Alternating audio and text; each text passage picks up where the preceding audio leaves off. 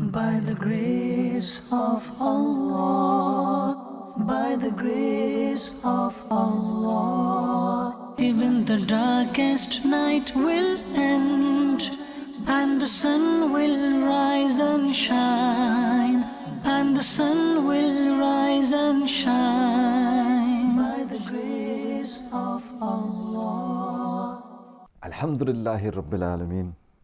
Wassalatu wassalamu ala Sayyidil Mursaleen.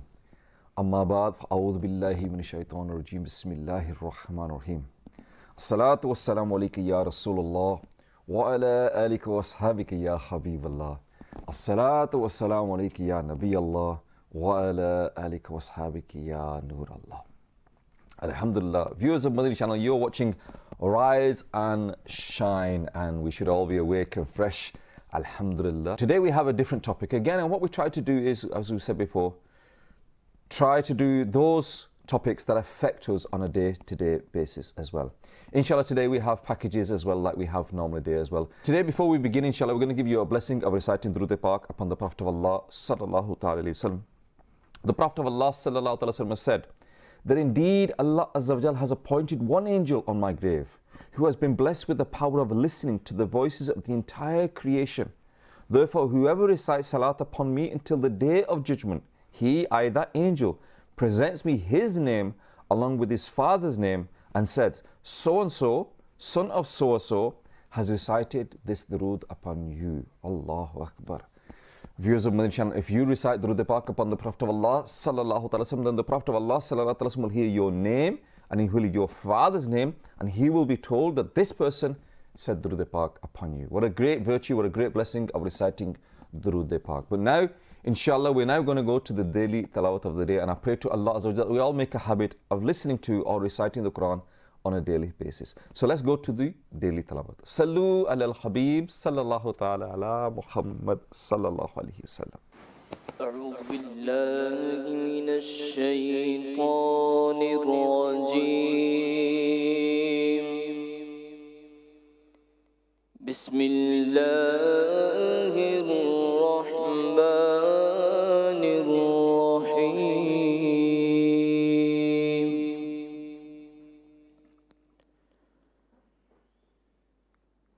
إذا جاء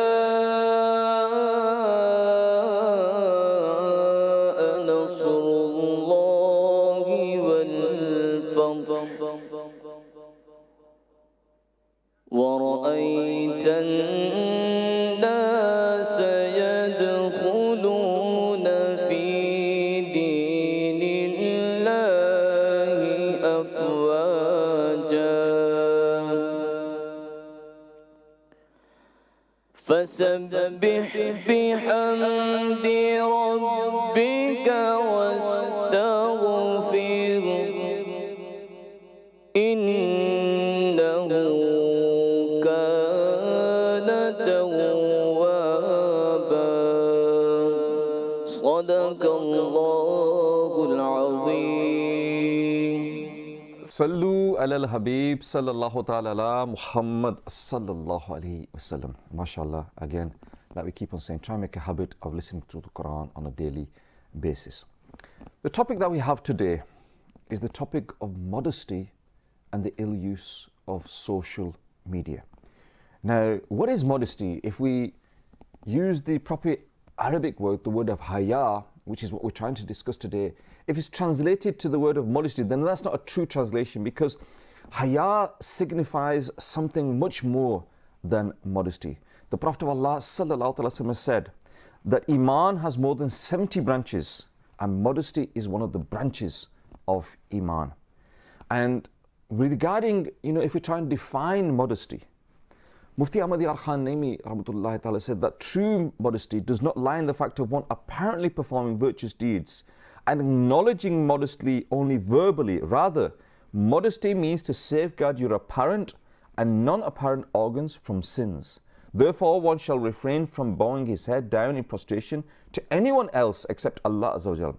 One shall purify his mind from ostentation and arrogance. One shall safeguard his tongue, eyes and ears from saying, seeing and listening to impermissible things. This would be the protection of the head. one should protect his stomach from haram food, his private parts from fornication, and his heart from evil desires. This would be the protection of the stomach.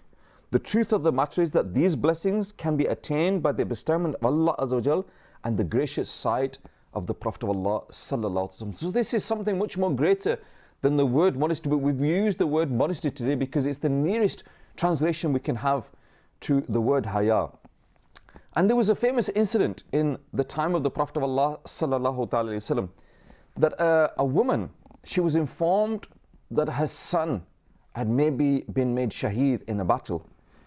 And she was coming out of a house to find out whether or not her son had actually been made shaheed, whether she'd lost her son or not. But before she left her house, she quickly wrapped herself up. She put the veil on. She came out the house fully covered, and she came out to inquire about the condition of her son, whether her son had survived or whether her son had been martyred in the battlefield. And she was informed that her son had been martyred in the battlefield. But someone said to her that how is it that under these circumstances, when you found out that your son had maybe died, you still had the time and the thought to cover yourself up, to put the face covering on and still come out? And she replied, what a beautiful reply. And this reply, you know, it will stay with us for the rest of our lives. She said that, I may have lost my son, but I have not lost my haya. Allahu Akbar. And this is again a beautiful example of haya. And the Prophet of Allah Sallallahu Alaihi Wasallam, when he was talking about haya, he said that if you have lost your haya, then do whatever you like. Because a person that has no shame whatsoever, no modesty whatsoever, he will not be embarrassed of anything and he will do whatever he likes. So viewers of Madani Channel, inshaAllah, we're now going to go to the daily kalam, and then inshaAllah we'll come back and discuss this topic. So please stay tuned with us, inshallah. You're watching Rise and Shine, and inshallah we're talking about modesty, and inshallah if we get time we'll talk about the ill usage of social media as well. So let's listen to the daily kalam. Sallu ala al-Habib sallallahu ta'ala ala Muhammad sallallahu alayhi wasallam. Salli ala nabiyyina, salli ala nabiyyina, salli ala Muhammadin, salli ala kareemina, salli ala kareemina, salli ala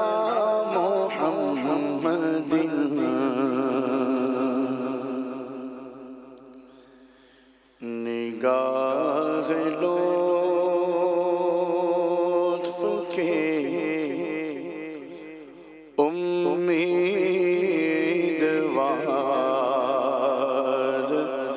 हम भी हैं, लिए हुए ये दिल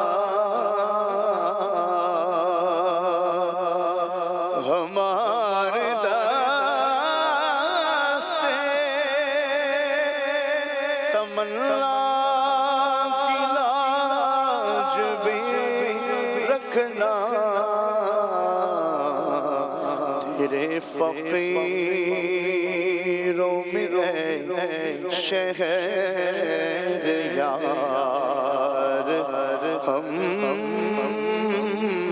بھی ہیں، تیرے فقیروں میں شہر یار ہم بھی ہیں۔ تمہاری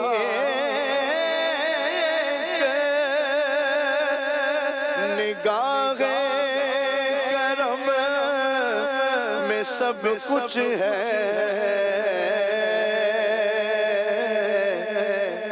تمہاری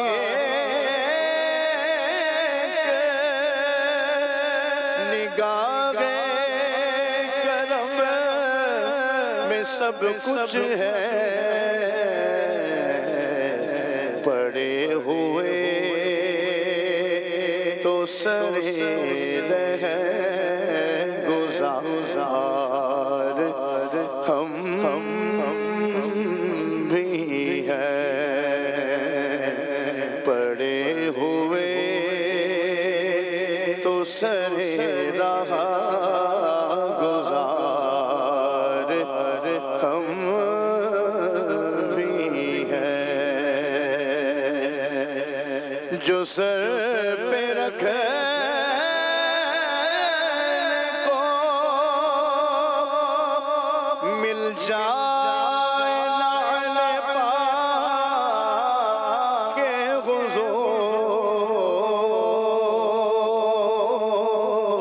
حضور جو سر پہ رکھے کو مل جائے نعل پاک حضور تو پھر کہیں کہ ہاں تاجدار ہم بھی ہیں تو پھر کہیں کہ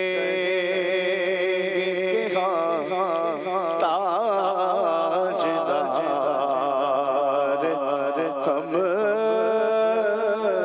بھی ہیں یہ کس شہر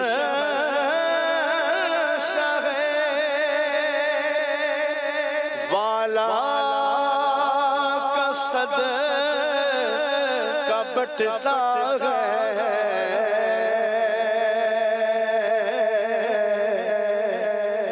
یہ کس شہر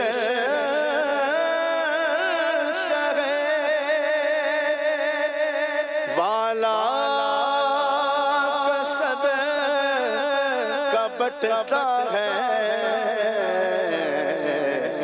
کہ خسرووں میں پڑی ہے پکار ہم بھی ہیں لیے ہوئے یہ دل بے قرار ہم بھی حسن جن کی سخاوت کی دھوم عالم میں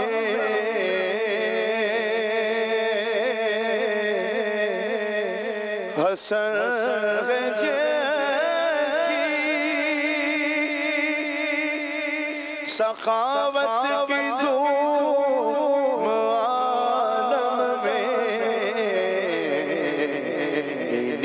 کہ تم بھی ہو ایک ریزہ خوار ہم بھی ہیں انہی کہ تم بھی ہو ایک ریزہ خوار ہم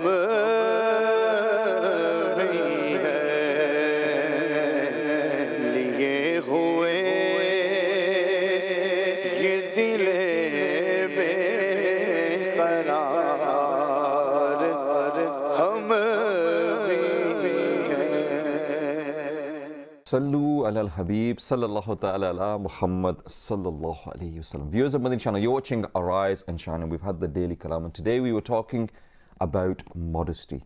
And we mentioned before the Kalam that the Prophet of Allah sallallahu alayhi wasallam said that if you do not possess modesty, then do whatever you like. And Amir al-Sunnah, when he discussed this particular hadith, he said, this saying is to make us feel fear that whatever you like, you reap what you sow. And if you do bad, i.e. perform an immodest action, then you will face punishment. A noble person gave his son some advice. And the advice was as follows.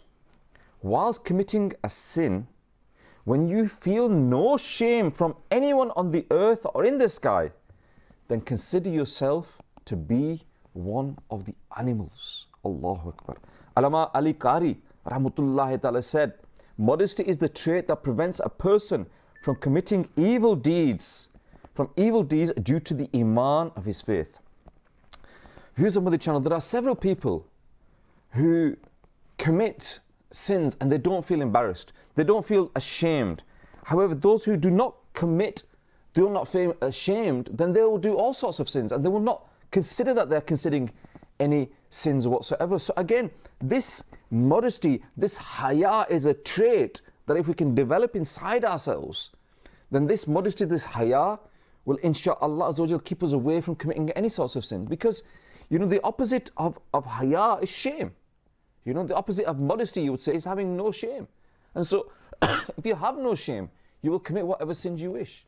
You're not embarrassed, you're not ashamed of missing your salah. You're not ashamed of not fasting during the month of Ramadan. You're not ashamed of doing all these things. And so, you will commit whatever sins you have. So this being ashamed, being aware that Allah Azza wa Jal is watching you, is a trait that we need to develop inside ourselves. And with regards to the haya, the modesty that we take on that, the covering of ourselves and these sort of things, I want to give you a beautiful story relating to the Prophet of Allah sallallahu alaihi wasallam and his companions. One day the Prophet of Allah sallallahu alaihi wasallam was sitting in his house. He was sitting in his house and the qameez that he had slightly come up. Had slightly come up. When you're sitting down in a sitting down position, you close and you're constantly doing this to sort your clothes out because they're not always in the right position. And he was sitting down and his qameez had come up slightly, but he still had a taiban then. His qameez had come up slightly. And there was a knock at the door and a salam was given and it was inquired as who it was at the door. And it was Sayyidina Hazrat Abu Bakr Siddiq radiallahu ta'ala. And the Prophet of Allah sallallahu alaihi wasallam let him in, and he came in and he sat down with him.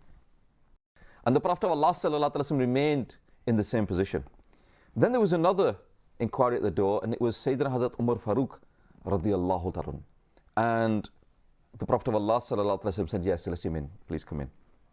Then a third person requested permission to come in, and it was Sayyidina Hazrat Usmani Ghani radiallahu ta'ala. And when the Prophet of Allah sallallahu alaihi wasallam heard that it was Sayyidina Hazrat Uthmani Ghani radiallahu ta'ala, he quickly stood up, straightened his clothes, straightened his clothes and sat down and then said, yes, now let him in. So the three companions were sitting with the Prophet of Allah sallallahu alaihi wasallam. And after a short while when they departed, al-Mu'mineen, she said that, Ya Rasulullah sallallahu alaihi wasallam, what was the reason when my honorable father came in, you remained in the same position? When Sayyidina Farooq Azam came in, you remained in the same position. But when Sayyidina Hazrat Uthman Ghani radiallahu anhu came in, you got up, straightened your clothes, and then allowed him to come in. Allahu Akbar. Replying to this question, the Prophet of Allah sallallahu ta'ala sallam gave a beautiful reply. Allahu Akbar. Hi. Shall I not observe modesty from the one whom even the angels observe modesty from? Allahu Akbar. This is the haya of Sayyidina Hazrat Uthman Ghani radiallahu ta'ala. And every Friday in the Jummah khutbah, we mention his name and his trait, the quality that he has. Viewers of Madani Channel, think to yourself, who around the world, anywhere around the world, who is it that remembers this beautiful trait in an individual, other than the religion of Islam, that will remember the trait of this individual? Why? Because of his haya. Why? Because of his modesty. Viewers of Madani Channel, inshallah, now we have the daily reminder of the day, inshallah. We're going to go to the daily reminder, inshallah, but stay tuned, inshallah, and we'll continue talking about modesty as well. So let's have the daily reminder. Sallu ala al-Habib, sallallahu ta'ala ala Muhammad, sallallahu alayhi wa sallam. By the grace of Allah, by the grace of Allah. My sweet Islamic brothers, The problem is when we are children, our role models are our parents. When we are children, we look up to our parents. When we are children, all our world is our parents. But when we grow up, we are no longer with our parents. The mother who looked after us when we were a child, she didn't have to feed us. She didn't have to clothe us. But she did. Why? Because Allah Azza wa Jal put it into her heart that this is your child and you need to look after your child. My sweet Islamic brothers and viewers of Madani Channel, the mother who did not eat herself and fed us as a child, the mother who did not clothe herself but yet bought us new clothes, the mother who did not even buy new Eid clothes for herself but made sure that her child had new Eid clothes, the mother that as we were growing up made sure that we had the best of everything, yet she wore ripped clothes that were sewn again. The mother that really looked after us when we would fall. The mother would pick us up, clean our hands. If we had a cut, clean our cut. And maybe even sometimes have tears in her eyes that my child has been hurt. The mother that looked after us when we were about 7, 8. The mother when we said to our mothers that, "Mother, please, I want this. All my friends have got one." She made sure that we got that. The mother that looked after us and she saw us grow up, and each time we would repeat something, she had the patience of listening. But the child, when he grew up, the mother is expecting that child to love her and give her affection. Yet the child says, "No, I have not got time for you. I have got time for my friends." The child grows up and says, "You are boring me. I need to go to a place to get my satisfaction." My sweet Islamic brothers, the child, when he grows up into a man and gets married, he says, "You are a burden upon me." My sweet Islamic brothers, what we have to look at is our parents. Are they really a burden upon us? No. They are a blessing for us. When a mother or a father lifts up their hand and they do dua, it is accepted. My sweet Islamic brothers, love your parents with all your heart. They are only here for a short period of time. You can have 2 brothers, 2 sisters, 2 aunties, 2 uncles, 2 grandmothers, 2 grandfathers, but you can even have 2 houses, 2 cars. You can have everything, double, triple, quadruple, but you will only ever have one mother and father. Respect your parents. It is very, very vital. If they give you dua, then Allah will accept that dua. If they give you badua, then Allah will accept that. What do you want? Love your parents wholeheartedly, and inshallah Azza wa Jal, you will be successful. Sallu ala al-Habib, sallallahu ta'ala ala Muhammad, sallallahu alayhi wa alayhi wa sallam. By the grace of Allah, by the grace of Allah. Viewers of Madani Channel, we were talking about haya, modesty, and inshallah we're going to talk about a little bit about social media later on as well. But with regards to modesty, we mentioned the haya of Sayyidina Hazrat Usman Ghani radiyallahu ta'ala, and his haya, and how the Prophet of Allah sallallahu alaihi wasallam, he would say that he had, that even the angels had haya in front of him. In front of him, the haya there. Now think to yourself, viewers of Madani Channel, if the companion of the Prophet of Allah sallallahu alaihi wasallam had that haya, then what would be the haya of the Prophet of Allah sallallahu alaihi wasallam himself? The renowned companion Sayyidina Abu Sa'id Khudri radiyallahu ta'ala stated that the beloved Rasul sallallahu alaihi wasallam would observe more modesty than even an unmarried girl who observes modesty in parda. You know, there is a time that just before, in the Asian cultures or in a lot of cultures, that just before the child is about to get married, she's made to sit in one corner of the house. And in Urdu, in the language of Urdu, this is called the mayu. The mayu is this time where the child, the bride will sit inside the house, she'll sit in one corner. And at that time, that girl is expected to be extremely shy and quiet and reserved and keep herself covered and spend that time. And the example that we have given is that the modesty of the Prophet of Allah was even greater than an unmarried girl that is just about to get married, the state that she is in at that time. That was the modesty of the Prophet of Allah sallallahu alaihi wasallam. And how should we live our life? If we look at ourselves, are we modest? Do we have haya? Do we talk to people openly? Do we look at things openly? Do we, I'm talking now to, especially to those brothers that are watching now, that the Prophet of Allah sallallahu alaihi wasallam, he was completely covered in that example that I mentioned. But just his kameez came up a little bit, and his taiban was still covering him.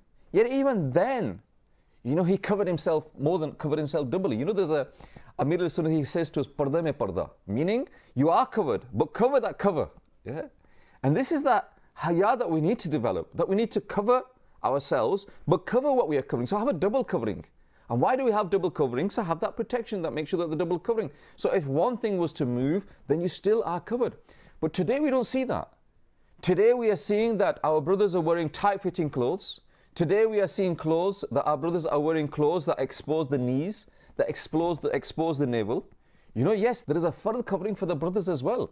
A lot of people that are watching, yes, we know that the sisters have to cover themselves, but the brothers, it's okay for the brothers, we can do it. No, the brothers have to cover themselves as well. The brothers covering, minimum covering, is from the knee to the navel, and that must be covered. And that area must not be exposed at any time. So you may be wearing something that covers the navel to the knee, but then when you are walking, whatever covering you have comes up, or whether you are running, it comes up, or whatever exercise you're doing, it comes up.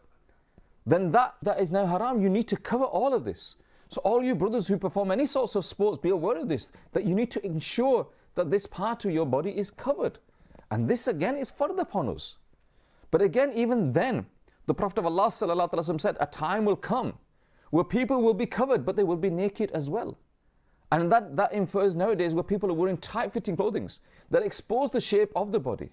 And it's the same for the sisters as well. You may be covered, but if you're exposing your shape, if the shape of the body is exposed, then that is haram as well. So we need to be very, very careful about that haya and that modesty and develop that inside ourselves. And when you develop that inside yourself, that haya, that modesty, that Ya Allah, I'm doing it for your pleasure. That whatever I'm doing for your pleasure. But there's a problem nowadays. And this is a problem mainly the sisters are facing. That when the sisters cover themselves, when the sisters have the abaya on them, when they have the face veil on them, then people will think that they are backward. Yeah, you're old times, you're old school, you are. Yeah, move with the times. You need to move with the times. Nowadays, you don't have to have the parda of your body, you just need to have the parda of your heart. That's all you need to cover yourself. And people say this, oh, yeah, I'll just have the parda of the heart, dil ka parda, yeah? You need to cover the heart. Allahu Akbar. Shaykh al-Tariqat Amir al-Sunnah was asked the question that there should only be, someone said to him that there should only be the veil of the heart, there should only be the parda of the heart. Allahu Akbar. Shaykh al-Tariqat Amir al-Sunnah, he replied, this is a great and extremely evil trap of shaitan. Moreover, he went on to say that this phrase denies those ayahs that command one from covering the apparent body. For example, it is stated in part 22 Surah Al-Azab, ayat number 33. And stay in your homes and do not remain unveiled like the former unveiling at the times of ignorance. Allahu Akbar. In Tafsir Siratul Jinan, volume 8, page 21, it states here, and I'm going to read this out, viewers of Madani Channel, for you. The way the women of pre-Islamic era of ignorance used to remain unveiled, you should not observe unveiling like that. Mufassirin have different opinions in regards to the errors of former and latter Jahiliyyah. One of the opinions is that the era of former Jahiliyyah refers to the period before Islam. During that time, Islam would go out strutting and revealing their adornment and beauty, so that men could gaze at them. They will wear such clothes that would not cover their body parts. Furthermore, the area of Lata Jaliyah refers to the last area in which the affairs of the people will likely those of the former people. Allahu Akbar. Allahu Akbar. That at that time, when people say to you that, you're backward, you're old still, you're too, you're behind the times, you're ignorant. Even people will say to you, you're ignorant, that you're covering yourself. Allahu Akbar. Ignorant are those who do not cover themselves. The times of ignorance was that time where people did not cover themselves. The times of ignorance was that time where people would expose their beauty. The time of ignorance was when people would come out and show their beauty to everybody so that everybody could look at them. But the times that we are in now, are they not times of ignorance as well? And so is this not the latter Jahiliyyah times that we have come? So those people that are now walking out and exposing themselves, covering themselves, but still being exposed, they are following the times of Jahiliyyah. And the ones that are covering themselves, observing parda, having this haya inside themselves, they are following the commands of the Prophet of Allah sallallahu alaihi wasallam. They are fulfilling those actions which please Allah Azza wa Jal. And they are following the times of Islam. And the times of Islam, viewers of Madani Channel, last forever. They are not the times of ignorance. They are not the times of Jahiliyyah. They are the times of Islam. And Islam is for us from now until the day of judgment. So Mubarak to those brothers and sisters that have haya and do try to cover themselves as well. And inshallah, we'll talk a little bit more about this, but we have the daily hadith as well. And these reminders and daily hadiths are there for us to ponder about. And inshallah, let's see what daily hadith we have today. So let's go to the daily hadith. Sallu ala al-Habib sallallahu ta'ala ala Muhammad sallallahu alayhi wasallam. By the grace of Allah, by the grace of Allah. Sallu ala al-Habib sallallahu ta'ala ala Muhammad sallallahu ta'ala alayhi wasallam. My dear viewers, welcome to today's segment of Hadith. In today's Hadith, inshallah, we'll be listening regarding having hatred and jealousy towards other fellow Muslims. The Prophet of Allah sallallahu ta'ala alayhi wasallam, he said on the authority of Abu Hurairah radiallahu ta'ala an, that the deeds of people are submitted to Allah twice a week, on Mondays and Thursdays. And every believer is forgiven, except those who have hatred between one another in regards to worldly matters. And it is said to them that leave them till they have given up and reconcile. So from this hadith, my dear viewers, you can understand that the deeds are presented, and every Monday and Thursday these deeds are presented in the court of Allah subhanahu wa ta'ala. And those people that have discord, that have hatred, to people who are enemies of one another, and they have hatred towards one another, they are left to reconcile. From this we can understand how important it is not to break ties with one another. Islam came to mend the ties, to join the ties together, to bring people together, to bring unity together. And Islam came to abolish and destroy the disunity that we have. Unfortunately, in today's day and age, we see many people who within their own family, husband and wife, they are jealous of each other, they have hatred amongst each other. Brothers and sisters, they have jealousy, especially when the kids are involved, then it increases even more. This jealousy increases even more. That my child is doing this, what's your child doing? And they end up taunting one another regarding their own family. So we need to understand that Islam is a peaceful religion, and Islam came to teach us peace as well. And having love and affection towards our own family members, especially towards our parents, this is a very important matter in terms of deen, and is not taken very lightly. It's severe punishments and severe warnings for those people who cause disunity in the family, that cause hatred amongst brothers and sisters, that cause hatred between the children and the parents. And Islam teaches us to respect one another. Allah has ordered us to join the relations. Even in the Holy Quran, Allah has commanded us that join the ties, bring people together. And Islam teaches that we bring people together, especially towards our parents. This discord that children unfortunately have towards their parents in today's day and age is a means of a great evilness amongst our community. And the reason why in today's day and age, when people complain that my child doesn't listen to me, this is not happening, there's so many issues with the youngsters. So we need to understand that the work starts from home.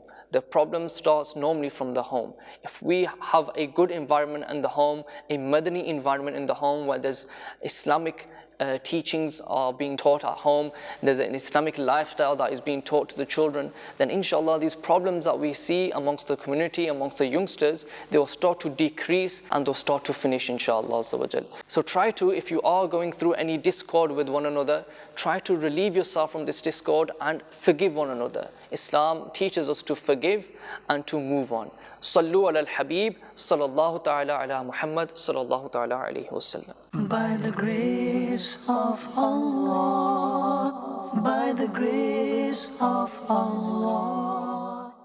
Sallu ala al-Habib, sallallahu ta'ala ala Muhammad, sallallahu alayhi wa sallam. Viewers of Madani Channel, you're watching Arise and Shine. Today, viewers of Madani Channel, we're talking about haya. And inshallah, later on a little bit, we'll talk about the social media and the internet as well, and how we need to protect ourselves in that as well.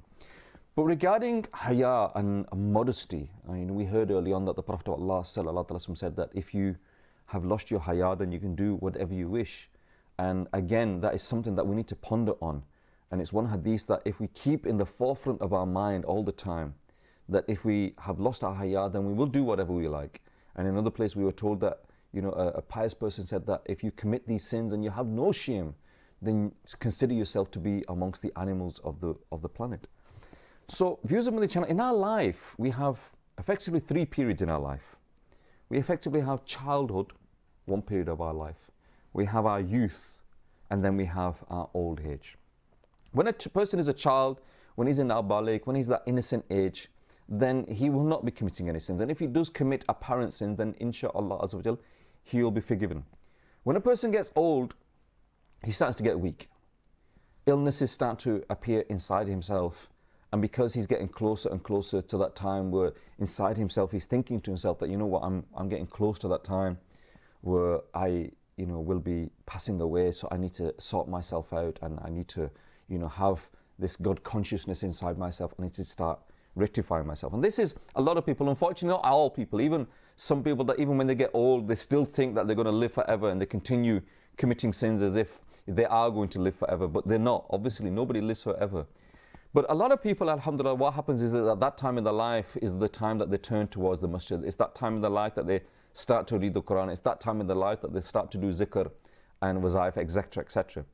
But that period in between childhood and old age, that period of youth, that is a very crucial period.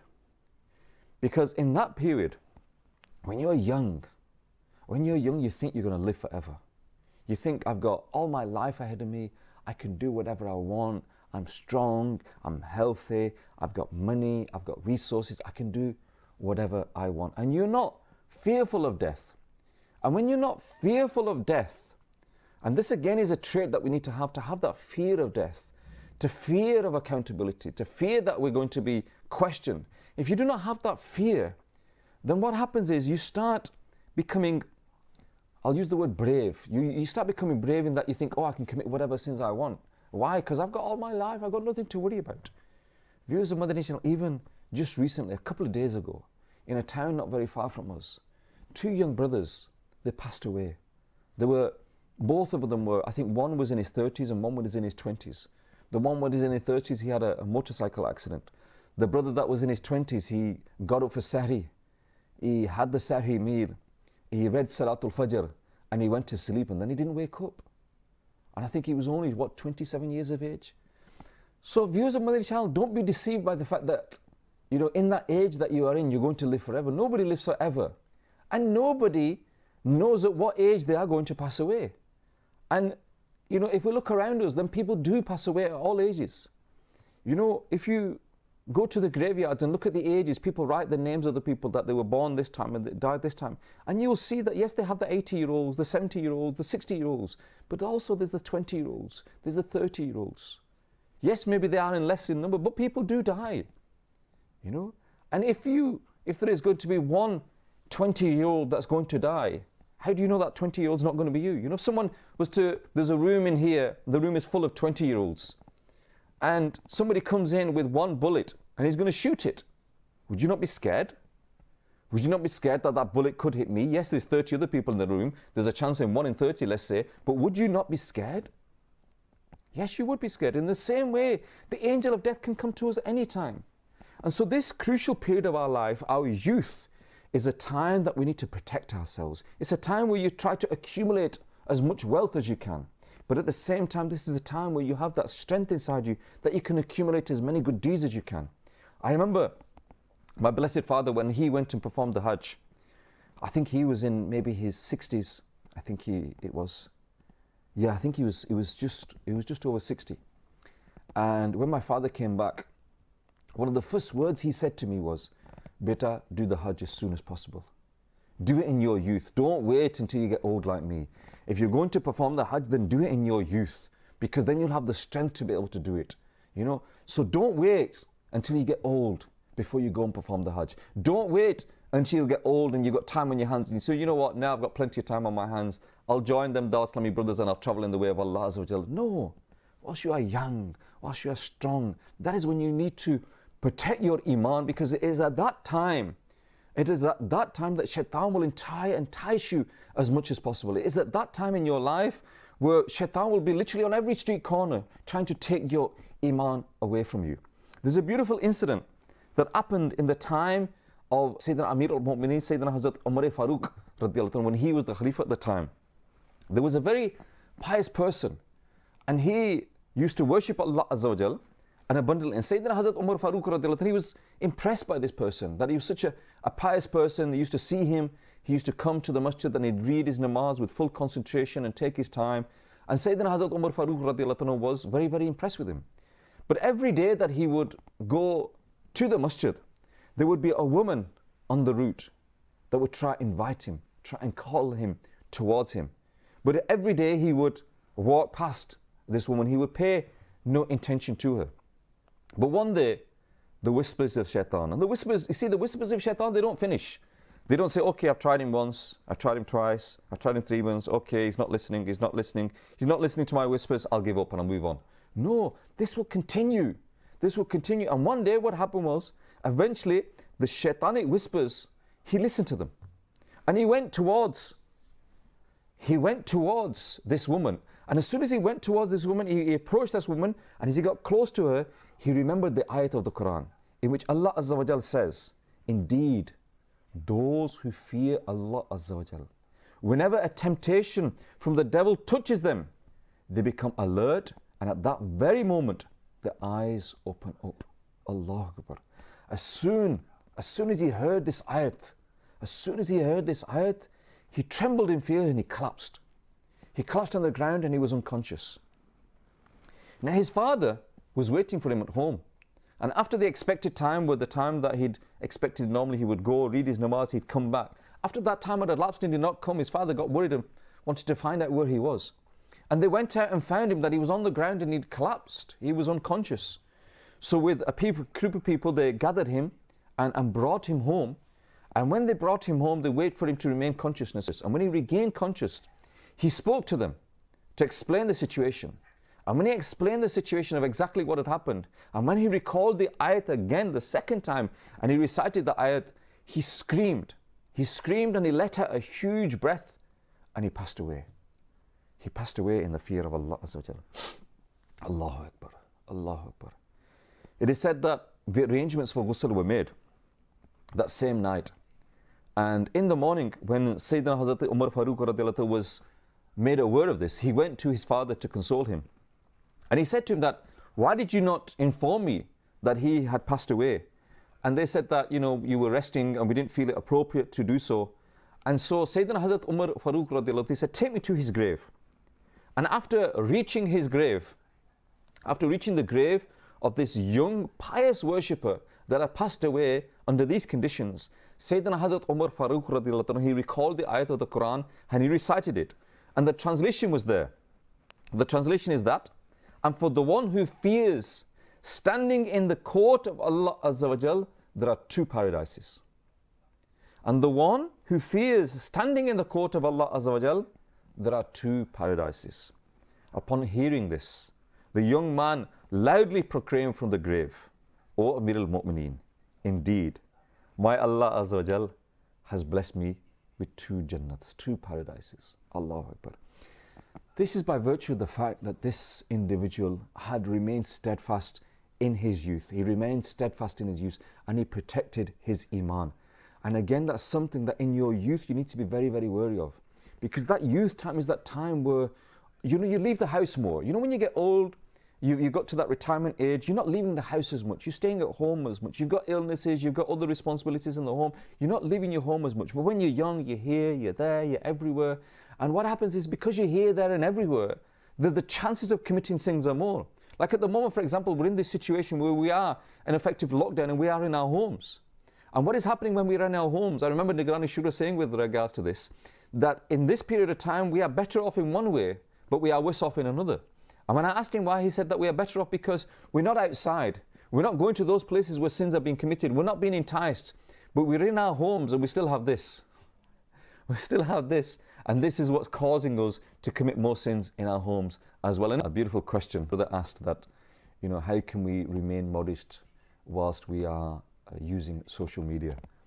The same question can be posed that how can you remain modest whilst watching TV other than Madani Channel? How can you remain modest at home? How can you remain modest by going to work? How can you remain modest by doing your day-to-day activities? It's having that fear of Allah Azza wa Jalla inside your heart. And I remember Amir al-Sunnat a couple of years ago, and stickers were made, and we made a habit of sticking up all around. And in my office, I have a sticker there and the sticker says, Allah is watching you. Allah is watching you. And I think if we develop this mindset that Allah is watching us, when we're on social media and we're scrolling up and down, and then what happens is, or on your Internet Explorers, and you're looking at pages, and what happens is, periodically what people think, a little bit of fear comes inside themselves. I think, what happens if someone in my house finds out what I've been doing? What if they realize what pages I've been on? What if they realize what web pages I've been on? So what we do is we delete our history. We delete our pages history that we viewed. We delete the history on our Internet Explorer, that all those pages that we've deleted. But what you need to be aware of, that yes, your family members will not see the web pages because you've deleted that history. Your family members, your wife, your husband will not see the pages that you've been watching on your phone. But do you not think, they say that the authorities record what you're watching. People say this.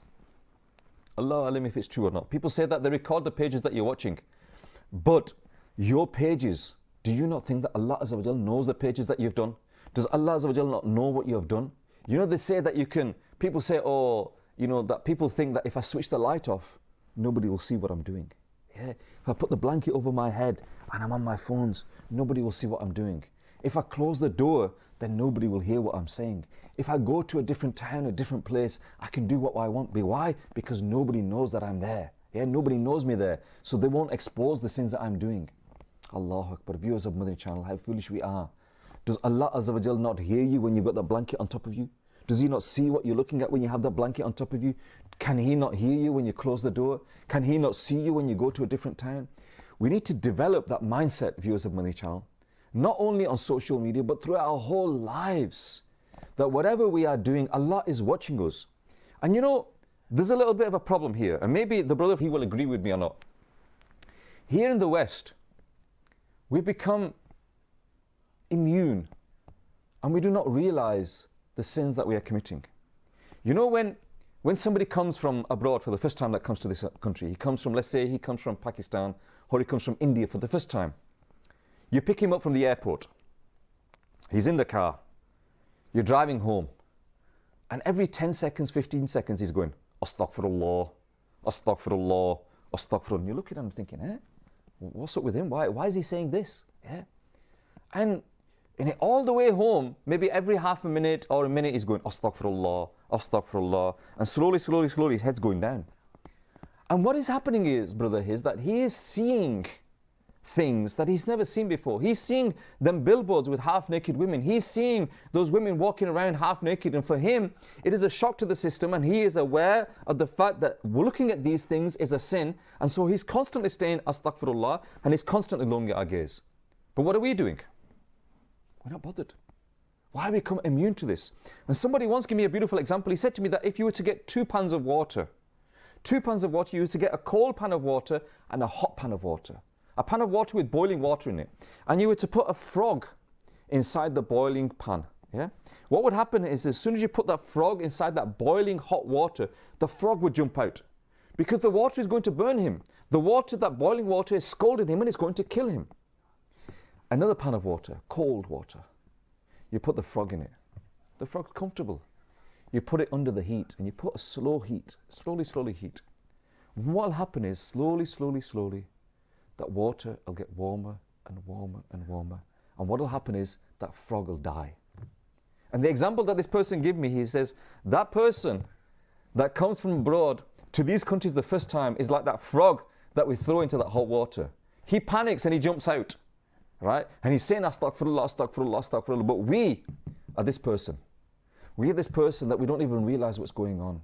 We don't even realize the sins that we're committing. We don't even realize that the water's getting hotter and hotter around us. And ultimately we are dying, spiritually dying, because we are seeing these sins and we don't even realize it. How many of us now look at a billboard and say, astaghfirullah? How many of us try and lower our gaze when we're coming close to billboards? How many of us try and lower our gaze when we are walking? How many of us try and protect our eyes? How many of us try and protect our haya? Why? Because we become immune. We don't even realize that we're committing these sins. We don't even realize what we are doing, viewers of Madani Channel. And we need to learn to try and protect ourselves. Who is Imam Hassan? Imam Hassan is one of the grandsons of the Prophet of Allah sallallahu alaihi wasallam, and he is the grandson, and we all remember him with Imam Hassan and Imam Hussain radiallahu anhu, that they were the 2 beautiful grandsons that the Prophet of Allah sallallahu alaihi wasallam used to carry. They are those beautiful grandsons that they used to carry on his shoulders as well and walk with him as well. And these are the people that were examples of us. The way they lived their lives, the modesty that they lived, the haya that they have, the love for the Sunnah that they had, the love for the Rasul that they have. This is the examples that we need to have. And we keep on saying this, viewers of Madani Channel, that when we mention these people, we're not just mentioning that because viewers of Madani Channel, they are our rich heritage. They are our rich history that we need to learn from them and learn about their lives, how they lived their lives, so that we can have an example from them. So now, inshallah, we're going to listen to a manqabat, inshallah, azza wa jalla, with regards to the great Sayyidina Imam Hassan radiyallahu ta'ala. Sallu ala al-Habib, sallallahu ta'ala ala Muhammad, sallallahu alayhi wa sallam. Ya Hasan ibn Ali, Ya Hasan ibn Ali, Ya Hasan ibn Ali, Ya Hasan ibn Ali, Ya Hasan ibn Ali, Ya Hasan ibn Ali, Rakib-e dosh-e shahanshah-e umam, Ya Hasan ibn Ali kar do karam, Rakib-e dosh-e shahanshah-e umam, Ya Hasan ibn Ali kar do karam, Fatima ke lal Haidar ke pisar, Fatima ke lal Haidar ke pisar, Apni ulfat do mujhe do apna gham, Apni ulfat do mujhe do apna gham, Rakib-e dosh shahanshah-e umam ibn Ali, Ya Hasan ibn Ali kar do karam, Rakib-e dosh shahanshah-e umam, Ya Hasan ibn Ali kar do karam, Hai Sakhi ibn Sakhi apni sakha, Hai Sakhi ibn Sakhi apni sakha, Hai Sakhi ibn Sakhi apni sakha, Hai Sakhi ibn Sakhi apni sakha, Se do hissa Sayyid Ali Hasham, Se do hissa Sayyid Ali Hasham, Rakib-e dosh shahanshah-e umam ibn Ali, Ya Hasan ibn Ali kar do karam, Rakib-e dosh shahanshah-e umam, Ya Hasan ibn Ali kar do karam, Aalo asghab-e Nabi se pyar hai, Aalo asghab-e Nabi se pyar hai, सारी सरकारों के दर पर sir है खम, सारी सरकारों के दर पर सर है खम। रागिबे दोष शहंशाह उमम इब्ने अली, या हसन इब्ने अली कर दो करम। रागिबे दोष शहंशाह उमम, या हसन इब्ने अली कर दो करम। ए शहीद करबला के भाईजान, ए शहीद करबला के भाईजान, दूर हो अत्तार के रंजो अलम, दूर हो अत्तार के रंजो अलम। रागिबे दोषे शहंशाह उमम, या हसन इब्ने अली कर दो करम। रागिबे दोषे शहंशाह उमम इब्ने अली, या हसन इब्ने अली कर दो करम। इब्ने Ali.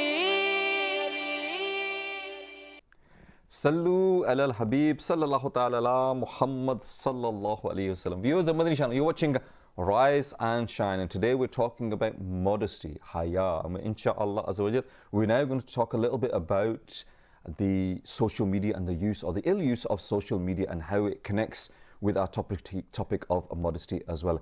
Alhamdulillah, we have a special guest today with us from his home, mashallah.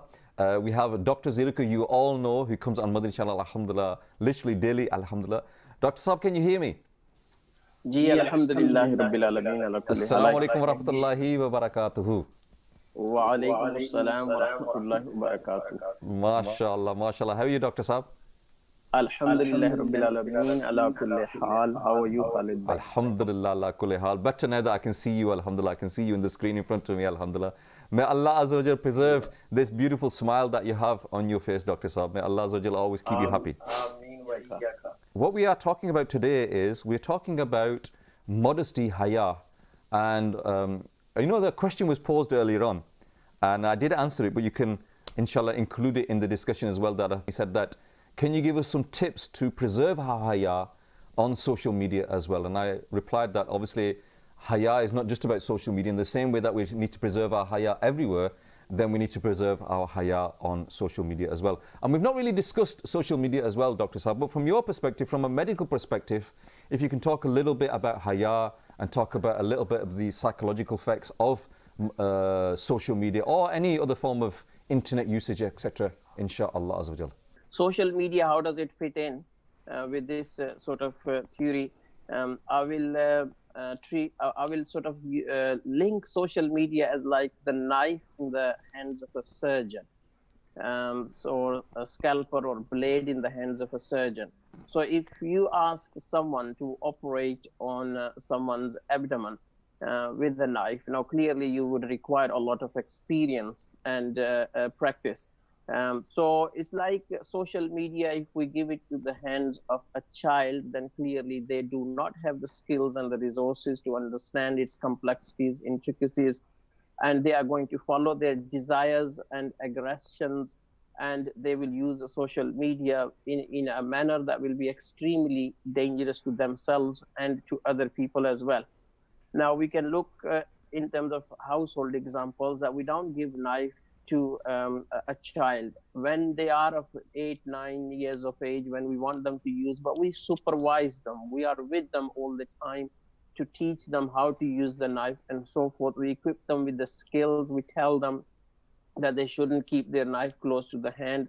They should be focused on using the knife and they should be concentrated and not be distracted. So these are some of the strategies and the techniques that we tell a child how to use a knife. Now, clearly in this day and age, 80 to 90% of the social media users are those who are of teenage years.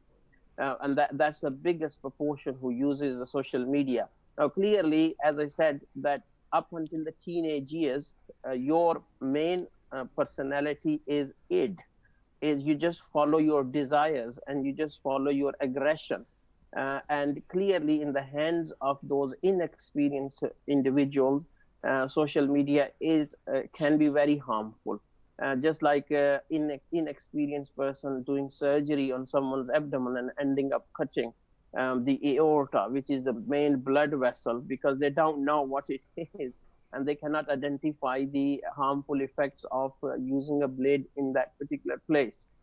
So now, although I'm using the example of teenagers or children, but that was just to explain. Let's move forward. As I said, that even adults, they have their id part with them. That's desires, they can never be completely suppressed. Us adults, when we are sitting on our own and the mobile phone and the social media is in our hands, now, clearly, although now we have a reality perspective as well with us, so to an extent we can control our desires, but not fully. So when we are sitting on our own, that's the time when our desires and our aggression will overpower us at that particular time, and we may end up doing the harmful use of the social media. Now, what we need is that everyone, whether it's a child, an adult, or an old age person, we need our super ego. So what I would refer super ego here is with the beautiful teachings of Islam, where Islam teaches us to actually put restraints on our desires. And Islam asks us to analyze our actions before we execute them, and analyze our actions in the line of the teachings of the Sharia. Now, Imam Ghazali rahmatullah alayhi has very clearly written about this in his Ihya ul-Ulum, that the best aspect of the knowledge is that you are able to judge your sayings, your actions, and your practices according to the teachings of Islam. So the scale against which you weigh your sayings, your teachings, and your actions is the beautiful teachings of Islam. So the answer to that question that was asked is how we can make a best use of social media is by having a complete or near complete understanding of beautiful teachings of Islam. And super ego is like modesty as well. So we got to develop that. So Dr. Saab, you mentioned there about developing this ability. How can we develop it? It's easy, you're saying here develop it. How? Now, clearly, let me carry on with the example of like a doctor, or when you're not a doctor, so you will do your GCSEs and A levels, you will work hard, you will study the books, and you will go to the school and the college and use the teachers. And then not just that, you will then go into a medical school, and even after the 5 or 6 years at medical school, you will carry on further supervision stages under the experts and the experienced doctors. So similarly, we have a model in our life as well from masjid point of view, from the madrasa point of view. So madrasa is like the school where you need to go and acquire your basic Islamic teachings. Then obviously school, college is again further fiqh knowledge. And then Jamiatul Madina is like a medical school where you acquire further experience knowledge about the teachings of Islam and the rules of obviously Islam and so forth, about every aspect of our life. And then further specialization in the sort of fiqh is like becoming an expert or specialist. Now, people will say, yeah, I mean, we can go to the madrasa and the masjid, but not everyone can do the Jamiatul Madina.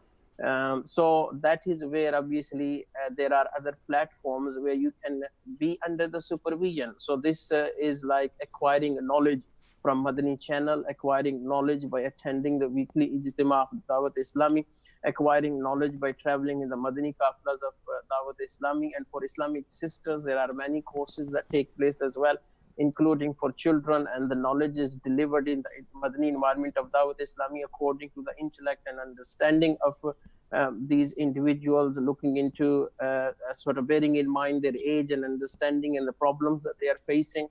So this includes social issues, medical issues, and all aspects of our life. So alhamdulillah, yes, it is a very hard step. It's not easy. It requires time and effort and perseverance. So without that, we will be using, obviously, there will be immodesty and harmful use of social media. Yeah, Dr. Saab, you mentioned Jamatul Madina, you mentioned Madrasatul Madina, you mentioned Ijtima'at, you mentioned courses, You mentioned all those things, alhamdulillah, that you mentioned by going in the Madani Kafilas. But Dr. Sahib, at the moment we're in lockdown, so what can we do now? What can we do in this particular period? You're saying that, yeah, but Tiga, okay, I make intention that I'll travel in a Madani Kafla, I make intention that I'll travel, go to the weekly Ijtima, I make intention that I will join Madrasa or join Jamia. But what do we do now, Dr. Sahib, in the current situation? How can we, especially now, and I think you heard that Nigrani Shura said at the moment that, you know, because we are in lockdown, the situation is such that we're not committing those sins outside our homes, but we're sitting inside our homes. And because we're sitting inside our homes, we've got more time to waste, and we're wasting that time on social media. And when we're wasting that time on social media, we're committing so many more sins. So what can we do in our houses now? We're sitting at home. I've got nothing better to do than do this all day long. So what should I do now? So where there is a will, there is a way. Himmat-e marda madad-e khuda. So inshallah Azza wa Jal, we've got plenty of teachings from Dawat Islami on this social media platform. Now clearly there is the Madani Channel platform, and alhamdulillah Azza wa Jal, twice a day we are blessed with the wisdom of Shaykh Tariqat Amir al-Sunnah, the beautiful company of him, and clearly his words and his speeches, they have changed the hearts of millions. And if we obviously watch a Madani Channel twice a day, at least Madani Muzakara, then clearly that is an amazing source of clearly a knowledge and experience-based knowledge, and that will change us. That's one platform. Clearly, you can access that via Facebook, Madani Channel English or Urdu pages. Then on the Madani Channel, there are programs of Nigrani Shura. There's this program like Rise and Shine. Alhamdulillah, we are discussing these topics. In addition to that, okay, this is sort of what we call as informal method of acquiring knowledge, where questions are asked randomly. Now there is formal method of acquiring knowledge, which is via the courses. So alhamdulillah Azza wa Jal, Dawat Islami is running number of different courses, even for here from UK in English for our English audience. So keep in touch with brothers of Dawat Islami. The information is shared about these courses. There is also obviously online option available to study via the Madrasatul Madina. So this is the modern day lifestyle. Rather than going and attending a mosque, Dawat Islam is offering you a facility to actually join Madrasatul Madina no matter what age you are, from the comfort of your own home via the same social media. So alhamdulillah, these number of different platforms are available that you can actually connect to them via the social media. Jazakallah, Dr. Saab. Jazakallah for your time. May Allah Azza wa Jalla reward you. And I hope that our viewers that have listened to you today have benefited from this. And as we consistently think, As well, inshallah. I pray that we all benefit from this. Please look after yourself, Dr. Saab. Look after your family. And inshallah, I'm hoping that this time goes away, that we can all meet again. And inshallah, can sit together as girls. So please remember in your du'as. But Jazakallah. Assalamu alaikum wa rahmatullahi wa barakatuhu. Wa alaikum assalam wa rahmatullahi wa barakatuhu. MashaAllah. Viewers of Madani Channel, you're watching Rise and Shine, and that was Dr. Ziraku. MashaAllah, you know he's virtually daily on Madani Channel. And yes, he's a doctor. He is an official doctor, and he, in his lifestyle, he has made a change in his lifestyle where he is giving time to the deen and he's sacrificing to the deen. And when you see these personalities, these individuals that are professionals, that even the professionals are making a change in their life, and they're realizing that life is not all about being a professional. Life is not all about making these extra amounts of money and doing all these things. But these are the people that inspire us, and we need to look to these people and think to ourselves that if these people can give time to the deen, what is our excuse? When a doctor, when a barrister, when a lawyer, when an accountant, when he can give time to the deen, what is my excuse? Viewers of the Madani Channel, we need to make time. We need to make time and sacrifice time for the deen. And I pray to Allah Azza wa Jalla that when this current situation is resolved, we all make an intention that we will give, at least on the recommendation of Amir al-Sunnah, that we will give at least 2 hours, just 2 hours. That's all I'm requesting, brothers and sisters, just 2 hours to the deen. If you give 2 hours every day to the deen, 2 hours out of 24, less than 10% of your life to the deen, insha'Allah Azza wa Jalla, then Allah Azza wa Jalla, insha'Allah Azza wa Jalla, will reward you. Viewers of Madani Channel, every day we try to talk a little bit about the different departments of Dawat Islami. And we've got a little package now of just one more of the departments of Dawat Islami. Dawat Islami, alhamdulillah, there are more than 107 departments now that are active, and these are spread all across the world. And inshallah, we'll now look at the department of the day. I'm not going to tell you what the department is. you can watch the package and you can see yourself. So let's see the package of the department of the day. Sallu ala al-Habib sallallahu ta'ala ala Muhammad sallallahu alayhi wasallam. By the grace of Allah, by the grace of Allah. Brief introduction of Khuddam al-Masajid, a department of Dawat-e-Islami. Allahu Akbar, Allahu Akbar. A masjid holds paramount importance in Islam. It is the house of Allah Almighty. It is the basic source of acquiring knowledge of the Holy Quran and Sunnah. Muslims perform individual and collective worship of Allah Almighty in it. पहुँचा खास अपने शहंशाह के हुजूर जब बंदा हाथ बांध के आया नमाज में. Alhamdulillah Azza wa Jal. While recording this, the Madani movement of the devotees of Rasul, Dawat-e-Islami, has spread its message all across the world. Moreover, Alhamdulillah Azza wa Jal, Dawat-e-Islami is engaged in serving sunnahs in more than 107 departments. Khuddam al-Masajid is one of those departments. کروں خدمت مساجد کی عطا توفیق کر اس کی کروں خدمت مساجد کی عطا توفیق کر اس کی تو پھیلے قبلتین و خیف و نمرا کر کرم مولا. Kanzul Iman was the first masjid built after the global Madani Markaz. Thereafter, Amir Ahl Sunnah, Damat Barkatuhumul Aliyah, formed a majlis and named it Majlis Khuddam al-Masajid and gave them the mindset that masjid should be built in the whole world by Dawat-e-Islami. हम खूब मसाजिद के लिए करते रहे काम या रब होता जज़्बा रहमत तेरी है आम.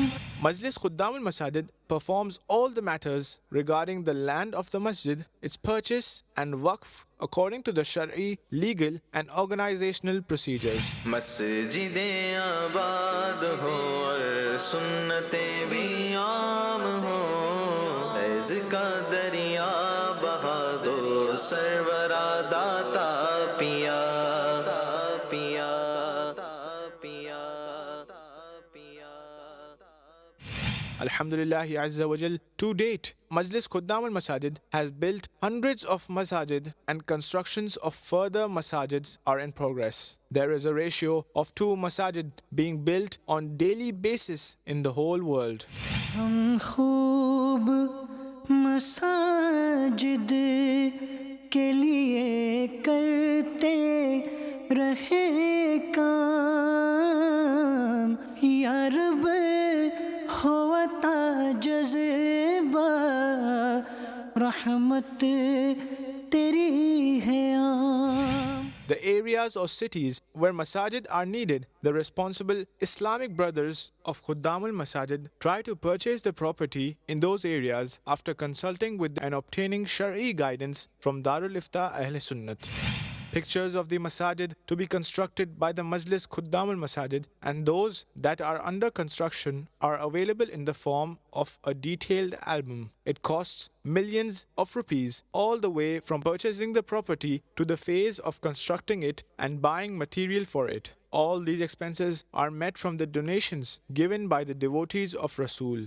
By the grace of Allah, by the grace of Allah. Sallu ala al-Habib sallallahu ta'ala ala Muhammad sallallahu alayhi wasallam. Viewers of Madani Channel, you just saw a package there with regarding to Khuddam al-Masajid, and Khuddam al-Masajid is that department where we build masjids all around the world. And before I talk a little bit about that department, there was an individual that maybe you saw a few times in that package. Sayyid Luqman Bapu, he is one of the Rukn Shura, and he's responsible for the Khudam al-Masajid, this particular department. And mashallah, you know, Nigrani Shura himself has said that he was a great influence on him in coming to the Mahol, and he learned so much about him. He's one of those individuals that you don't normally see on Madani Channel very often, but mashallah, he's a very pious individual, a very sincere individual, a very hard working individual. And just a personal experience that I had with him that I'd like to share with you. He previously had the responsibility of Madani Qafla. And what was amazing with Sayyid Luqman Bapu is that you could talk to him about any topic. You could talk to him about anything. But what he would do is he would discuss with you, but he would bring the topic around to Madani Qafla. Because that was his aim, to get you to travel on a Madani Qafla. And such a beautiful, pious brother, and I was just watching him now. But with regards to Khudam al-Masajid, the viewers of Madani Channel, that Khudam al-Masajid is the department, and you heard though that Alhamdulillah, Dawah Islami is making at least approximately 2 masjids every single day. 2 new projects are taking place every single day. And if you look at here in the UK, then we're talking probably millions of pounds where new masjids are being built. And here in the UK, we are making new projects. And currently we have a project in Leeds where a purpose-built masjid is being built, and I think the project is around £2 million. It is still under construction, and obviously they are still raising funds for that. So if you wish to donate to that particular project, then please do. But at the same time, if you want to build a masjid, you know, we talk that when people pass away that good deeds are passed on. If you want to make a masjid in the name of your deceased relative or something, then you can do it. And you don't have to spend £2 million. Then in Pakistan, in the interior areas, in Sindh, in Punjab, in Kashmir, and all these places, there are many, many places where there are still not masjids. Yes, even in Pakistan, there are many, many places where people do not have the availability of masjids.